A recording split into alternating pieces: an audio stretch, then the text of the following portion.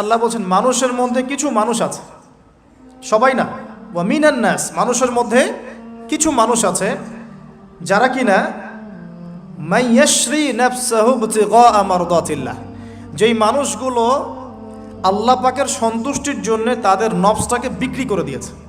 সুবহানাল্লাহ, চারটাখানি কথা না, কিন্তু মানুষের মধ্যে আল্লাহ কিন্তু সূরা বাকারায় বলেছেন শুরুর দিকে, মানুষের মধ্যে কিছু মানুষ আছে যারা মুমিন, কিছু মানুষ আছে যারা কাফের, কিছু মানুষ আছে যারা মুনাফিক, শুরুর দিকে পাবেন।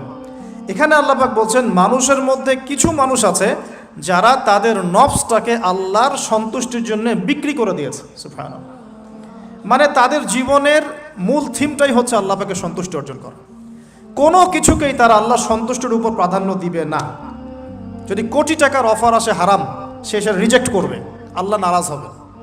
একটা সুন্দরী মেয়ে যদি জেনার অফার করে, সে রিজেক্ট করবে, কারণ সে আল্লাহকে ভয় করে। সে আল্লাহ পাকের জমিনের উপরে গায়রুল্লাহ বা কুফফারদের, তাগুতদের কোনো লজ ইমপ্লিমেন্ট করতে পারবে না, কারণ সে আল্লাহকে ভয় করে।